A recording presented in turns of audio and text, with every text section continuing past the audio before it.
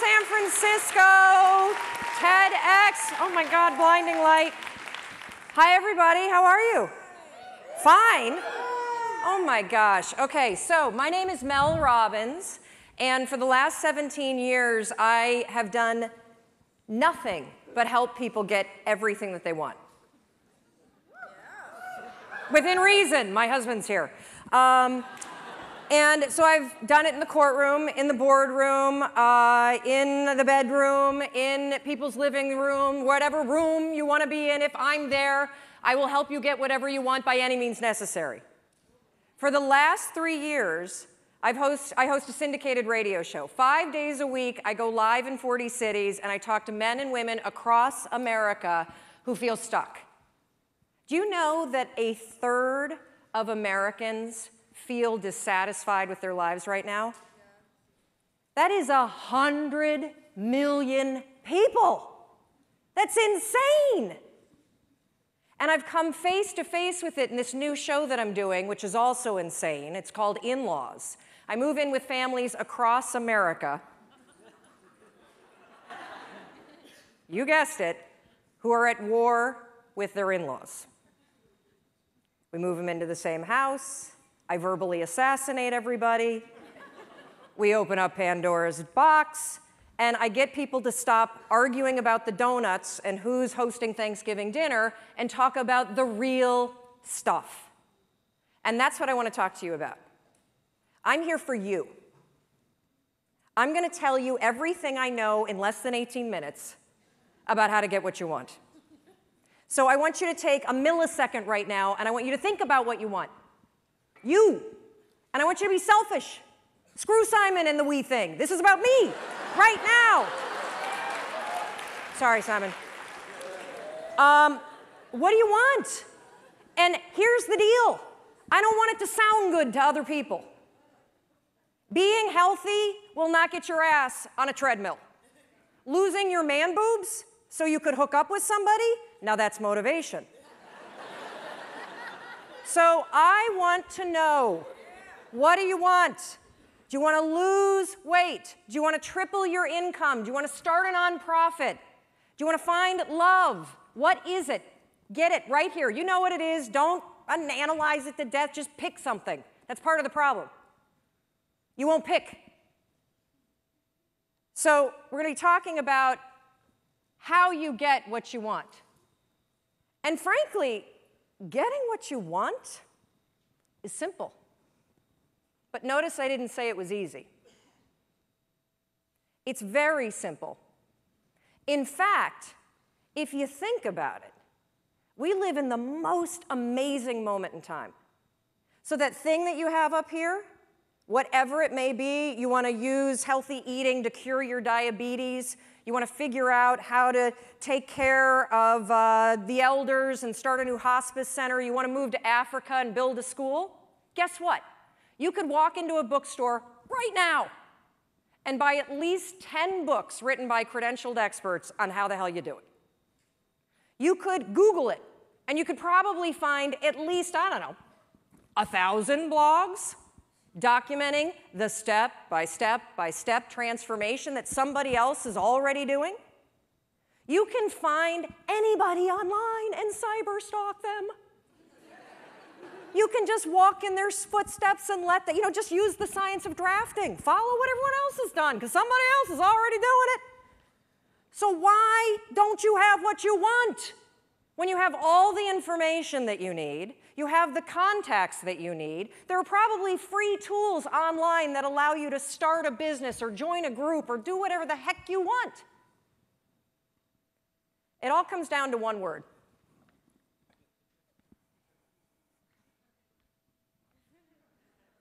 Shut the front door. You know what I'm talking about? The F-bomb. It's everywhere. You hear it all the time, and I honestly don't understand what the appeal is of the word. I mean, you don't sound smart when you say it. And it's really not expressing how you really feel. It's sort of a cheap, shot to take. And of course, I'm talking about the word fine. How you doing? Oh, I'm fine. Oh, really? You are? Dragging around those extra 40 pounds? You're fine? Feeling like roommates with your spouse? And you're fine? You haven't had sex in 4 months? You're fine? Really? I don't think so. But see, here's the deal with saying that you're fine. It's actually genius. Because if you're fine, you don't have to do anything about it. But when you think about this word fine, it just makes me so angry. I mean, here we are at a conference about being alive, and you're going to describe the experience of being alive as fine? What a flimsy and feeble word. If you're crappy, say you're crappy. If you're amazing, say you're amazing. Tell the truth. And this not only goes for the social construct, oh, I don't want to burden you with the fact that I hate my life, or, hey, I'm amazing, but that would make you feel terrible. The bigger issue with fine is that you say it to yourself. That thing that you want, I guarantee you, you've convinced yourself that you're fine not having it. That's why you're not pushing yourself. It's the areas in your life where you've given up, where you've said, oh, I'm fine. My mom's never going to change, so I just can't have that conversation. I'm fine. We got to wait until the kids graduate before we get divorced, so we'll just sleep in separate bedrooms. I'm fine. I lost my job. I can barely pay my bills, but whatever. It's hard to get a job. And, one of the reasons why this word also just annoys me so much is scientists have calculated, oh yeah, I'm coming down. Scientists have calculated the odds of you being born. That's right. They've crunched the numbers. I see you up there. They've crunched the numbers on you. Yeah, no, you guys standing up, you want to sit down for this. They've crunched the numbers on you being born. And they took into account all of the wars and the natural disasters and the dinosaurs and everything else. And do you realize that the odds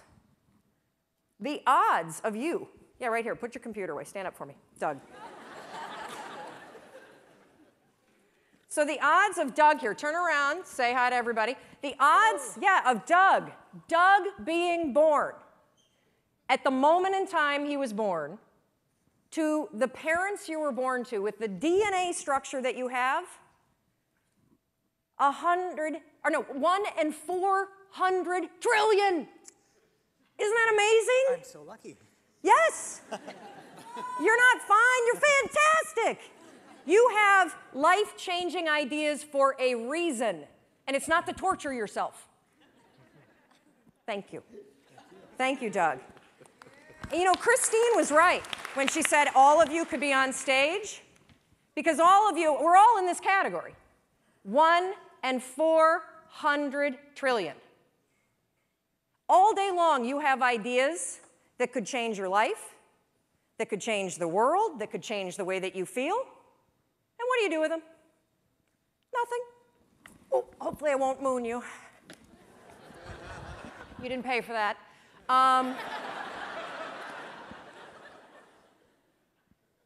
And I want you to just think for a minute, because we all have, I love to use the analogy, the inner snooze button. You have these amazing ideas that bubble up, right? You've been watching people all day, and I guarantee you, like, ping pong balls, boom, boom, boom, boom, boom, boom, boom. You've got an idea, oh, I should do this, I should do that. And every time you have an idea, what do? Boop, hit the snooze. What's the first decision you made this morning? I bet it was to go back to bed. Yep, the first decision today, I'm 1 in 400 trillion, I'm gonna go back to sleep. And I get it. Your bed is comfortable. It's cozy, it's warm. If you're lucky, you've got, like somebody that you love next to you, or in my case, I've got my husband and my 2 kids and possibly the dog. And the reason why I'm bringing up this first decision that you made today and the inner snooze alarm is because in any area of your life that you want to change, there's one fact that you need to know. Just one. You're never going to feel like it. Ever. No one's coming. Motivation isn't happening. You're never going to feel like it. Scientists call it activation energy. That's what they call the force required to get you to change from what you're doing on autopilot to do something new. So try this test tomorrow. You think you're so fancy. I know you're attending TED. Try this. Tomorrow morning, set your alarm for 30 minutes earlier. And then when it goes off, take those sheets, throw them off, and stand up and start your day. No snooze, no delay, no I'll just wait here for 5 seconds because Mel's not standing here. Do it. And the reason why I want you to do it is because you will come face to face with the physical, and I mean physical, force that's required to change your behavior. Do you think that somebody who needs to lose weight ever feels like going on a diet? Of course not. Do you think they ever feel like eating boiled chicken and peas instead of a croissant? I don't think so. The activation energy required to get your ass away from your computer and out your front door to go on the walk you said that you were going to go on is the exact same amount of force that it takes you to push yourself out of a warm bed and into a cold room. What's interesting about being an adult is that when you become 18, nobody tells you that it's now going to be your job to parent yourself. And by parent yourself, I mean it's your job to make yourself do the crap you don't want to do so you can be everything that you're supposed to be. And you're so damn busy waiting to feel like it. And you're never going to. My son never feels like getting off his DS. That's my job. Get off the damn DS. Kendall, clean up the Barbies. If you're going to have a nude party in my bathroom, at least clean it up. God, chew with your mouth closed. We're not in a barn for crying out loud. All right, dinner's coming. Get out of the pantry. As parents, and you were a kid, your parents make you do the things you don't feel like doing because you won't. Ever. Not now, not then, not ever. And even when you get good at something, you'll figure out something else you don't want to do. And then you'll plateau out and you'll get bored and you're like, I hate this job, it's boring. But will you look for a new one? No, you'll just bitch about that one. It's very, very simple to get what you want, but it's not easy. You have to force yourself. And I mean force. And the reason why I use the word force, when Roz was up here and talking about the emotion tracking, and she had the picture of the two sides of the brain, I look at the brain the exact same way. Only I describe one side of your brain as autopilot, and the other side is emergency brake. That's the only two speeds you get. Autopilot, emergency brake. And guess which one your brain likes better? Autopilot. You've had the experience where you've driven to work, right? And you get there and you're like, oh my God, I don't remember driving here. You weren't drunk. That was your brain on autopilot. It was functioning just at this level. And the problem with your mind is that anytime you do anything that's different from your normal routine, guess what your brain does? Emergency brake. And it has that reaction for everything. Everything. You walk into the kitchen and you see everybody's left their breakfast dishes for you. And you think for the 100th time, I'm going to kill them. In fact, I'm going to leave them here and I'm going to make them do it. But that's not your normal routine, is it? So your mind goes, emergency brake. And you go right into autopilot. I'll just load it and be pissed and then not have sex. That's what I'm going to do.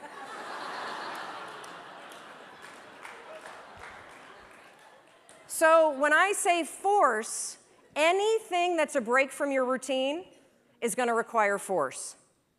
And if you think about your life, it's kind of funny because we, are kids, and then we become adults, and we spend so much time trying to push our life into some sort of stable routine, and then we grow bored of it.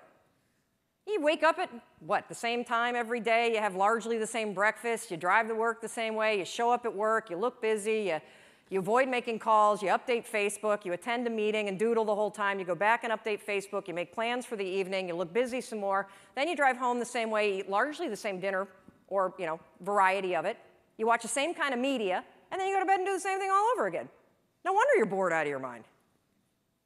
It's the routine that's killing you. I have this theory about why people get stuck in life.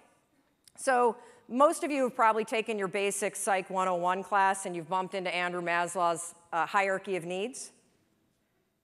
Well, your body is kind of cool because you have these basic needs. And your body is wired to send you signals. If you are hungry, if you need food, what do you feel? If you need water, what do you feel? If you need sex, what do you feel? Thank you. I think when you feel stuck or dissatisfied in your life, it's a signal. And it's not a signal that your life is broken. It's a signal that one of your most basic needs are not being met. Your need for exploration. Everything about your life, about your body, grows. Your cells regenerate, your hair, your nails, everything grows for your entire life. And your soul needs exploration and growth. And the only way you'll get it is by forcing yourself to be uncomfortable. Forcing yourself to get outside. Out of your head, thank you. If you're in your head, you're behind enemy lines. That is not God talking. Okay? It's not.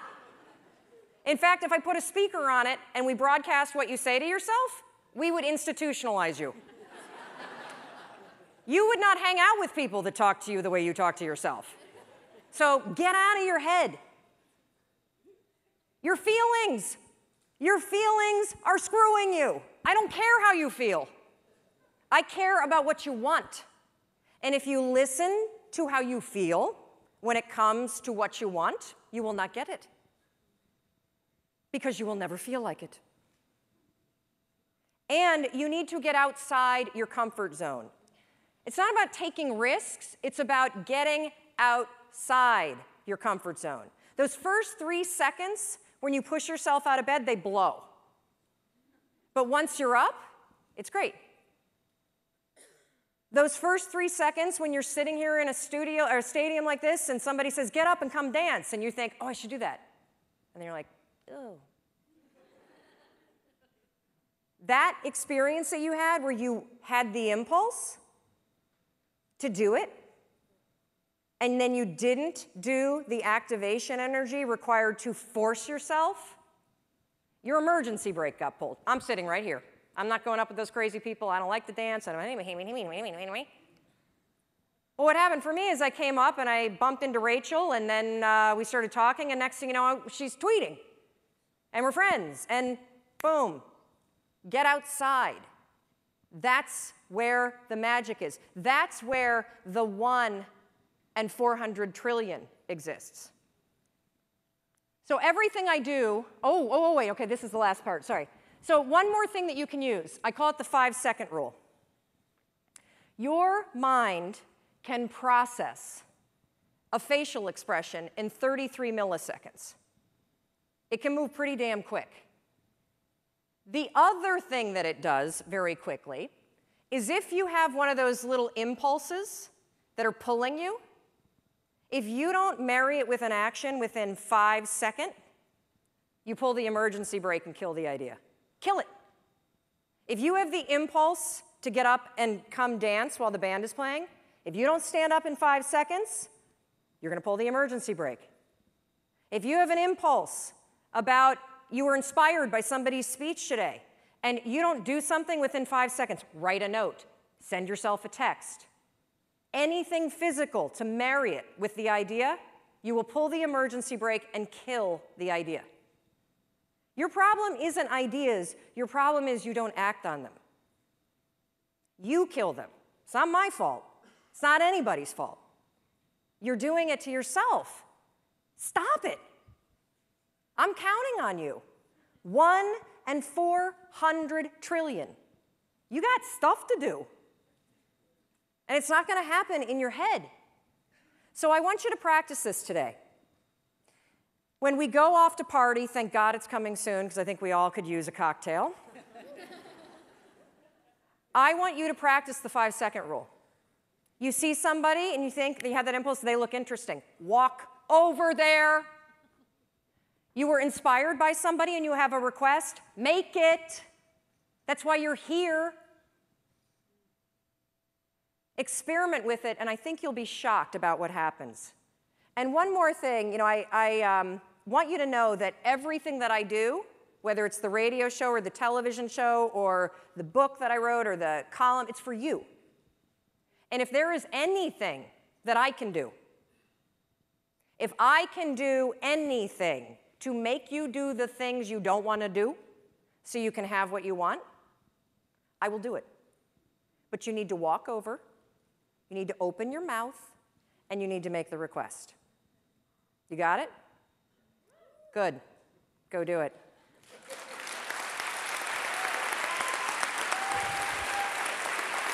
Thank you.